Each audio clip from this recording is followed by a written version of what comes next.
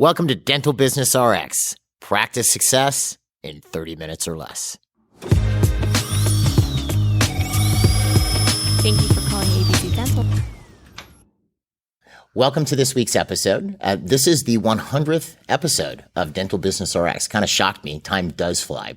So if you're listening to this episode, from your car on the normal podcast platform you're using, we're also filming this episode. We decided to do a couple things that were special for the 100th episode. That was one of them. We're filming it. So if you're watching it on YouTube, you obviously know. If you're listening in your car, you can also watch this on YouTube if you want to watch the episode being recorded. The second thing we decided to do for this 100th episode was answer listener questions. Now, these are questions we have compiled since we started the podcast. We sort of compiled them and distilled them down to the top 6 questions we've received. So what we decided to do was spend this episode answering the first 3, and then we're going to do the next episode 101, where we'll answer the next 3. Okay, so to answer these questions, we brought Sabri on. Hi, Sabri. Hi, Jeff. Okay. Well, we did talk before the episode. Yes. We talked a lot. Yes. Anyway, if you've listened to the podcast for any length of time, you know Sabri. She's our Deputy Chief Operating Officer here at MGE. She's actually in charge of all of MGE's technical delivery. She's worked with thousands of clients, and she's sort of our top practice management expert. So I thought, who better to ask these questions? And you'll get the answer from her as like she would answer it for a client. Right. Great. So I'm putting you mildly on the spot. That's all right. I don't That's think all right. these questions you're going to find unusual. You've heard them before. Yeah, they're tough questions. So they're not just being asked on the platform. I'm being asked these questions too. Of course. All right. So we're doing 3 questions this episode. I say we just roll. Sounds good. All right. So we have our first question, which is when do we get out of PPOs? Now, this one shocked me because I thought it would be how do I get out of PPOs? Because we've talked about that in a number of different places. Right. But it was when do I get out of PPOs? That's right. So if I ask you that question, okay, Sabri, I'm a doctor. When do I get out of PPOs? I'm in a bunch of PPOs. When do I get out? Well, obviously, I'm going to want to get you out of PPOs as soon as possible. Okay. Right. But if you are a business owner, but there's quite a bit to how to get out, depending on how inundated your practice is. Sure. With PPOs, and it's different for everybody, and it does take some planning. Right. I'm not saying it's difficult. It's not difficult. It just needs to be planned out properly. Well, and of course, it depends on how inundated I am. If 90% of my revenues are coming from PPOs, I can't just drop them all. We did have one client do that once. You know who I'm talking about. Yes, I do. He dropped everything, including HMOs overnight, which was a bit of a shock to the system. Well, yeah, it even shocked me that they didn't I was like shocked. that. I thought it was quite so we're going brave. to drop these. And he's like, no, I dropped them all. I'm like, are you kidding me? Anyway, even shocked me, and I'm pretty unshockable. Yeah, but you know what's more shocking about that is that client was actually fine. Yeah, well, he did have his marketing act together. That's right. He was able to really market and get people in. That's right. But that, again, is one of the actions that need to be in play before you drop them, right? So now you're going to make a decision, okay, I'm going to take on this extra work to structure my practice correctly and train my staff properly and handle my marketing and all the things, my reactivation, my hygiene, all the things you need to do in order to drop PPOs. Okay. So now you're trying to place when. And so the problem I have with PPOs is that they take all the joy out of business because they cut your profit margin. Right. Sometimes into nothing. Well, and now that's becoming more critical. And it's really funny. Yeah. I don't want to digress too much Yeah. because I think people are tuning in for you. No, I'm sure they are. But now, especially with inflation, what it's been. Yes. Because again, what people don't put 2 and 2 together with is they go, oh, well, I think the last report was 3%. Right. But that's year over year. Yeah. But if you look at compounded inflation since 2020, since early 2020, it's close to 20%. It's between 18 and 20%. That's right. Average. That's right. So if you're in a position where you're doing $500 crowns or $600 crowns, your lab fees have gone up, your labor costs have gone up, material costs have gone up, everything's going up. $800 or $900 crowns. Yeah, it starts to. So now what's funny is for a while, getting out of PPOs was a big thing on our marketing. Because we market for dentists to do this. And then it just went away. It wasn't a big deal anymore. People were just sort of, they took it as like the sky is blue. I'm going to be stuck in PPOs. That's like right. It was an eventuality. That's right. And then all of a sudden it's like, I can't make a living if I'm stuck in a bunch of PPOs. And so now we're starting to get a lot more people asking again. Right. Well, it's interesting you say that because after inflation really started, all of a sudden I was inundated with people that were some of them almost frantic because they are collecting $120,000 a month, which used to be a really, really, really solid practice. Yeah, that's a $1.3 million practice. Yeah, that's great. Decent. That's great for a solo. Actually, more than that. Sorry, 1.4. That's right. Yeah. For a solo practitioner, that was always considered good, right? But depending on where they were located, how they were set up, whether they owned their building, how they bought all those things, all those factors now suddenly started adding up, and they're working their butts off for zero profit, right? So, and one thing, if you remember this, right? Yeah. At the time when this started, because we started banging the inflation drum, like you have a problem, folks. Back in September of 21. Yes. The first time we saw CPI cross 5, Consumer Price Index. You probably heard of this if you watch the news or whatever, but first time the inflation rate year over year, like if something cost you $1 last year, what does it cost you this year? First time it crossed 5%. In September 21, I made a video. I think we did a couple podcast episodes on it. And I think we did a live stream on it. We did, because it was a problem. But then what you were telling me at the same time, because you look at overhead sheets all day from clients, is all of a sudden, exactly what you're saying, the overhead sheets were going up. That's right. We have a problem. The costs. That's right. Yeah. And with the employment costs going up, things like that, suddenly we had a problem. Right. So, so when do you get out of PPOs? Just to go back to the question. I know it's a tough question. Well, no, it's not, because it boils back down to your profitability. Okay. Right? That's really what it boils down to. Okay. Yeah.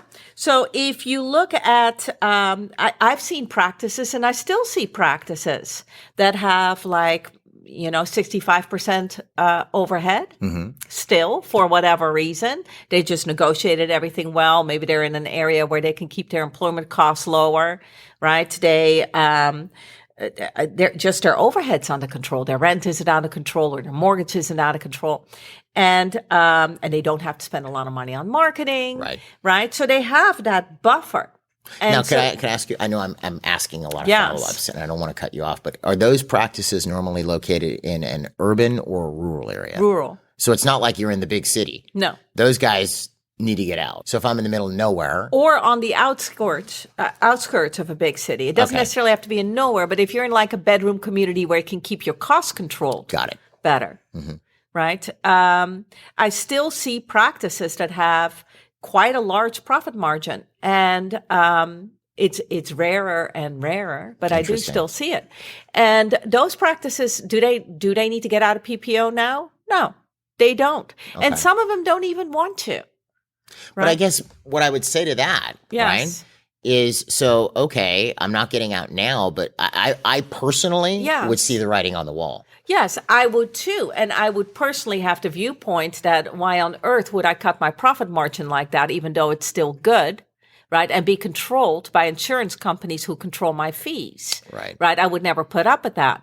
But that might not be the focus of the owner, and it isn't on fire right now. Because it's not painful. That's exactly right. It's like the patient with the crooked front teeth. You look at it and go, well, that's easy to fix. And personally, I would fix that. But the patient may not care. Right.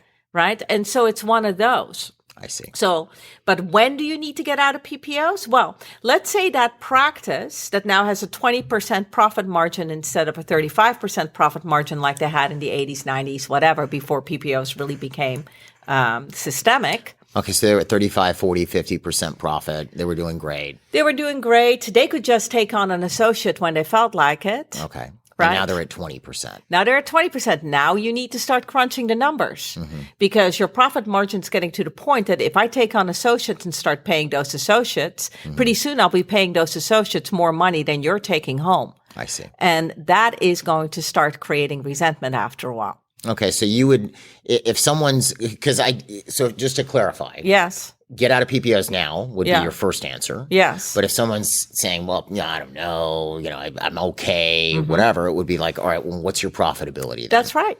And what are you trying to do with this practice? Are you trying to take on associates?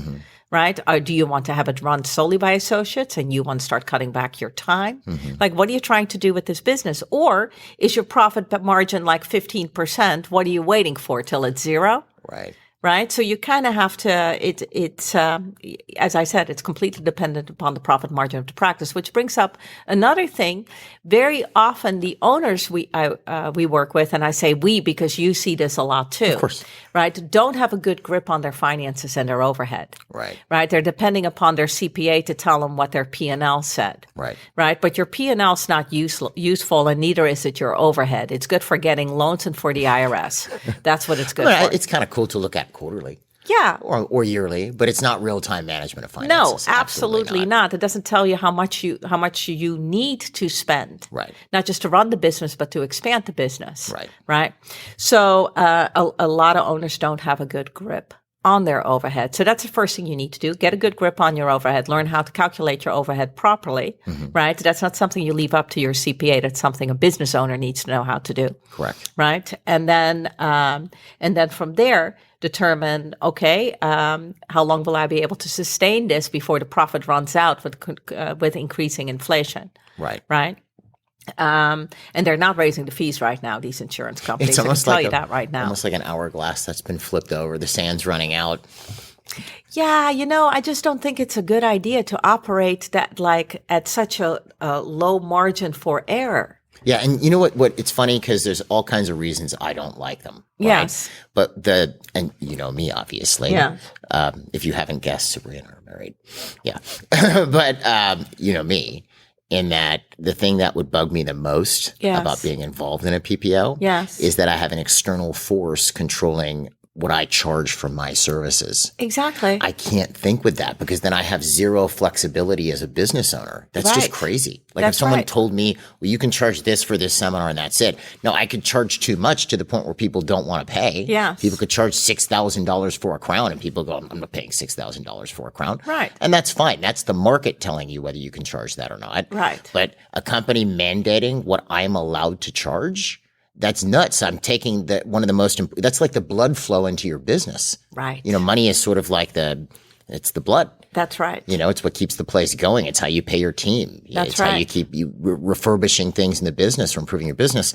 If someone's controlling the flow of blood into my business, that's crazy. Then I no longer have control of my business. No, that's exactly right. Yeah. And I'm going to say something. It reminds me of, I'm from Holland. Obviously, you married me. Sabrina's from the Netherlands. Right? But I'm from the Netherlands and I grew up there. Right. Right. And they have a different economic structure than the United States. And my father was a business owner over there. I know you know. It's funny because we're talking, but you could look at the camera if you want, but that's fine. But your father owned a large corporation. Yeah, he owned a large corporation over there, and what they manufactured is fireplaces run on gas. Okay. Right, and they were very successful. But the way that the structure was set up in the Netherlands at the time was that the government would tell you and your competitors how many you could make and sell that year. Like true socialism, essentially planned economy. That's exactly right, right? So he could never expand the business despite his marketing, his sales, his superior product, because he had a great product. He had the best product. Right. He could never control his own business. Now, we don't have that set up here in the United States, right, which is great, right? It kind of gives you the opportunity to build something or control your own future. Yeah, if you make something people want and it's good, yes, people are going to demand it. That's right. You deliver good service, right? Your staff's friendly. They're well trained. Right. You're an excellent dentist. You could do really well and deliver a great product to anybody who would want that product. Right. Well, they're taking that joy away from you. Yeah, by telling you this is how much you can charge. Right. And that's what it reminds me of when I see that. Like, how can you tell a business how much they are allowed to manufacture? It's the same to me is how can you tell a business how much profit they're allowed to make? True. Right. And what they should charge. Well, and even worse. Yes. Because it's kind of interesting. Yeah. Patients tend to conflate or associate their yearly max with what they're going to do now. What my insurance coverage is, right, has nothing to do with what treatment I need. Yes. Has zero to do with it. Yes. The fact that I have $1,000 yearly max, which is also a joke. It was $1,000 back in 1994. Right. Or 1,500 even. Yes. That was good insurance in 94. Right. You remember this. Yeah. But the fact that I have that and a patient is programmed to think, well, that is associated with how much treatment I actually need or whether I actually need the treatment, because obviously if my insurance doesn't cover it, then I don't really need it. Right. That's crazy. That is crazy. Yeah. I So 100% agree. And the most successful clients we have just stopped playing the game. They'll file clients or patients insurance for them and the whole thing, but their practice isn't based on insurance coverage. That's right. And the other thing that they're doing that they're not looking at necessarily is they're giving the patient the control back on what they want their health to be. Right. Not what the insurance company thinks their health should be. Or how to cover or cut costs. Right. Yeah, that's crazy. exactly right. So I don't like the insurance game, but besides the morality, the personal moral struggle I have with this, from all viewpoints, patient viewpoint, doctor, business viewpoint, but when it boils down to it, it's pure numbers. What's your profit level, right? And how much risk do you want to operate on as a business owner if something goes wrong, right? Can you adjust your business quick enough, right, to continue to make profit in that business? Yeah, and the more they're getting squeezed, the less leeway they have, That's right. or buffer they have. Buffer they have to take that time to get out, because now they're not making money anymore. And it went very quick for a lot of dentists I spoke with 3 years ago. Yeah, interesting. Yeah. All right, so then they need to figure out their overhead, Yes. which if you want, we've offered this on the podcast before, but we do have an overhead sheet that's a very thorough overhead sheet.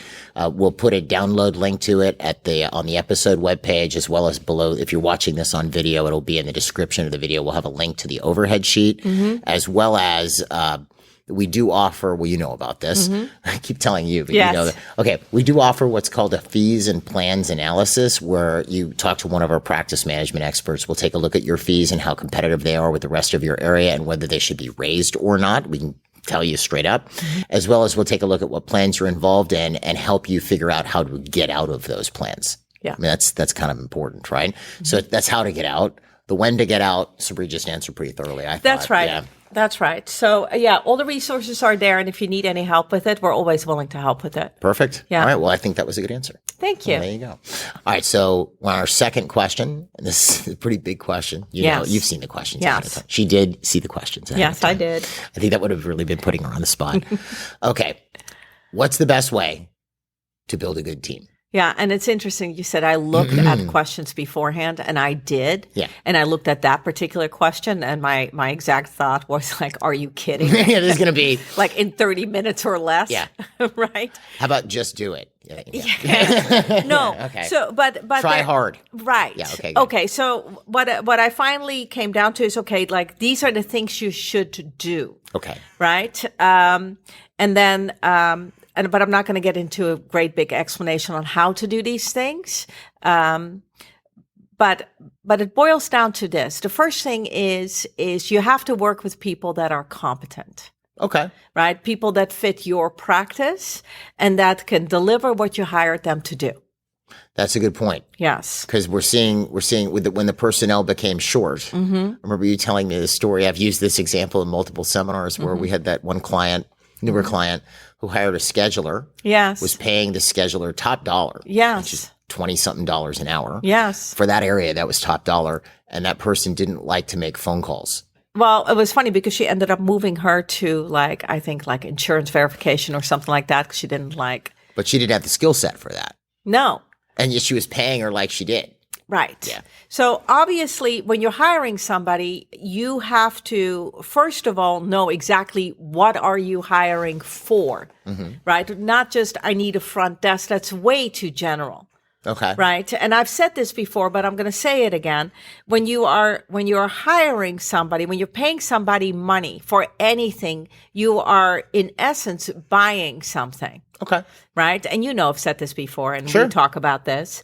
So you have to first visualize or at least be really certain yourself on what am I buying from this person? I'm buying a productive full schedule. Right. That's what I'm buying. I'm buying an accounts receivable that is, that has no balances over 90 days. I am, whatever it is that you're buying. So you're not buying the person's time. You're not buying their companionship. You're not buying, that's not what you're buying. You're buying a product. So you need to know what you're buying, and the other person has to have an understanding of exactly what you're expecting from them. That's a good point. Right? So when you're hiring, that needs to be clear. So I'm hiring you to handle my collections. So I'm expecting my ARs to be X. Yes. They're currently this. Yes. And that's because that's how I'm going to rate your performance. That's exactly right. Or when I'm hiring a scheduler, I'm expecting $7,000 worth of production on the schedule every day and this many sales opportunities. I see. Like, you know exactly what you want from this person, and they understand it too. So that when you're hiring them, there is that basic agreement that you're starting out with, right? From there, it's a matter of training that person within a reasonable time, right? To understand how to get that product in your business. All right. So you have to have your training structured, and you have to have checks and balances in place in your training to see, is this person moving at an acceptable rate of comprehension and execution? Right, based upon what I'm teaching them. Can I ask you a question about that? Yeah, you can ask me whatever you want. All right, because this is a good point. Yeah. So you've brought this person on, you've onboarded them, Yeah. you had them start working. Yeah. And then you go, okay, they're getting it. Yeah. And how are you telling if they're getting it? They're executing what they're supposed to execute. That's correct. So how often do you find this? I know I have my own concept of this, but I found it to be a problem in that. So someone's hired somebody, they've been there for 2 weeks. Yeah. And you can tell they're just not getting it. Right. But then the business owner or executive doesn't want to go through the trouble of, getting rid of this person and rehiring again. Right. And as well, they almost feel like it's shameful that they turned over a staff member. Right. I don't want continuous turnover. Which on my I can front understand desk. that. I do too. Yeah. Except by keeping the wrong person or that person in the wrong position, they are creating continuous turnover, because sooner or later it's not going to work out. And what the doctor owner needs to understand is that the staff member also knows it's not working out. Yeah, they're actually robbing them of finding a job that could actually be good for them. That's where they can be happy, because when you're doing a good job, you feel happy, you feel fulfilled, you feel competent. And when you're not doing a good job, the person knows, right? So, and they're not going to feel those things. And sooner or later, they're going to be looking for a different job where they do feel like they're a productive part of the team. Right. Right. People want to be happy. People want to be happy. So for sure, the owner has a responsibility to train the staff properly. The staff member has the responsibility to be trained, to take that training and make sure they understand how to do the job and then execute it to deliver the quantity of product that the owner is expecting. So those expectations should be made clear early on as Yeah. part of the interview process. Absolutely. Yeah. And if it's not working out, right, it's usually not a matter of this is a bad person, anything like that.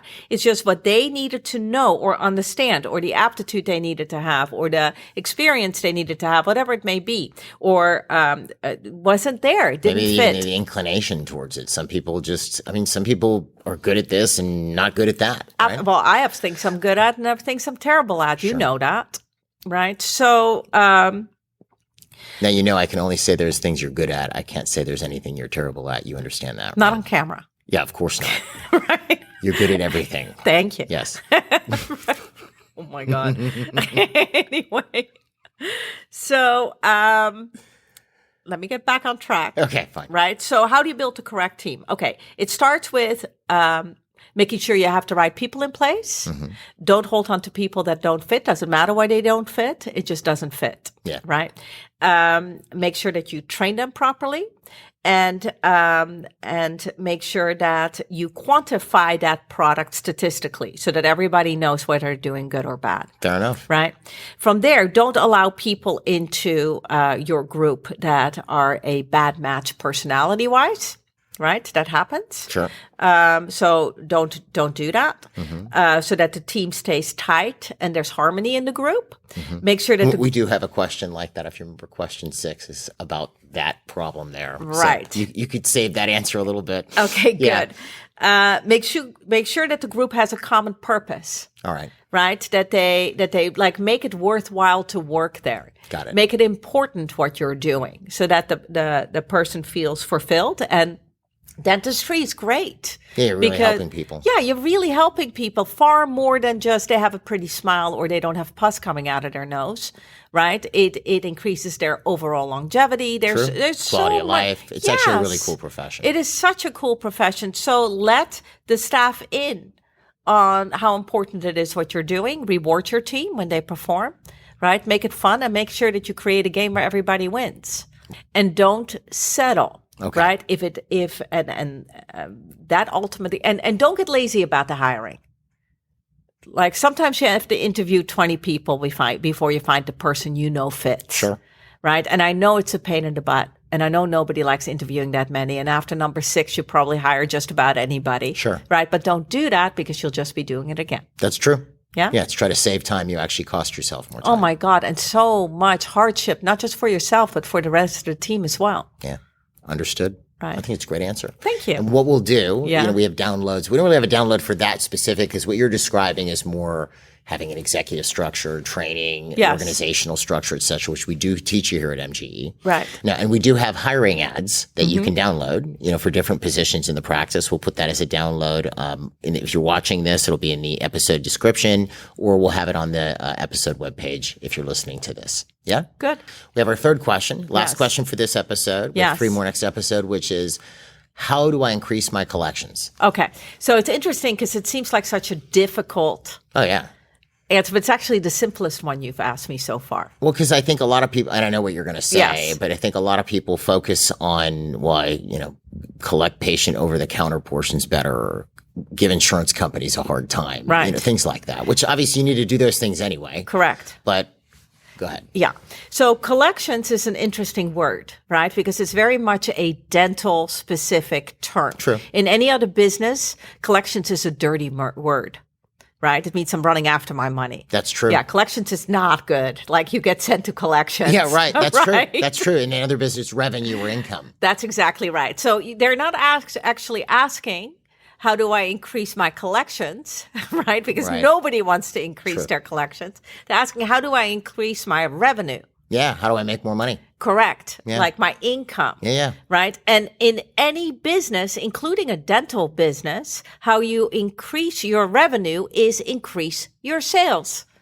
Ta-da. That's the simplicity of it. If you want more money, increase your sales. Right? Which means not increase your production so that you can have more collections, because I cannot increase my production unless I have more sales. Now, I want to just stop you there for 30 Yes. seconds, if you don't mind. Yes. Because this is good. Yes. And it's a concept because you're throwing out some good stuff here. Yes. But I think it's worth focusing on this for just a nanosecond. here. Okay. Because what you said was pretty astute in the sense of, so the normal dental business model, I talk to patient X. They need 4 crowns. They're going to do 2 this year because that's what insurance is going to cover. Yeah. We may or may not do good financial arrangements. They're going to pay me however they're going to pay me. Yeah. I don't go after making sure I've got good financial arrangements. I produce the 2 crowns. I incur the labor costs, the material costs, the lab fee, everything. Yes. And I may or may not get paid by their insurance company. Correct. I may or may not get paid in full even for this procedure because their insurance didn't pay what was expected and now the patient's upset, blah, blah, blah. Sure. But I've already incurred the expense. That's right. That's the accepted way of practicing dentistry and has been for a long time. It has changed a bit Yes. for the better, but that would never happen in another business. Never. No, you would pay for what you're going to get. Or even if a plumber comes to your house or a contractor does something, they're going to file a lien on you if you That's don't right. pay. If it's larger work, That's right. they're getting paid. That's right. And they don't feel embarrassed. They don't feel, oh, can you please put the half down so we can start? They don't feel embarrassed about that. It's No. like, put half down or we're just not doing it. That's right. And it's just funny that it's the exact opposite in dentistry because you bring that up. That's a good point. That's And right. I just wanted to throw Thank that out you. there. Yeah. Anyway, so it boils back to sales, right? Now that's a big subject, sales, Sure. and something we can something I'm not going to get into. And we do training on it. If you're watching or listening, we have the MGE Communications and Sales Seminars. I'll put a link to it on the episode webpage or in the description below. We also have sales training on, and it's professional sales training. It's not cheesy car sales on our online platform, DDS right. Success. I'll put a link to that also below or on the episode webpage, depending on where you're listening. That's right. Yeah. So sales is not a dirty word. Right. Right? Sales is the ability to communicate with somebody and get them to understand what you have in your head. right? When you look at a patient, there is no question in the doctor's mind that the patient needs to do whatever the doctor's recommending, right? It's not a sale, it's an understanding. Like nobody's going to walk around with their mouth looking like this or with the infection that you have in your mouth or whatever it may be. Yeah, it's just getting what is in your head into their head. Yeah, so how do you communicate that to the patient so they're thinking the same way, right? And then money is it's just a logistic, right? That's what sales is if done well. Got it. Right?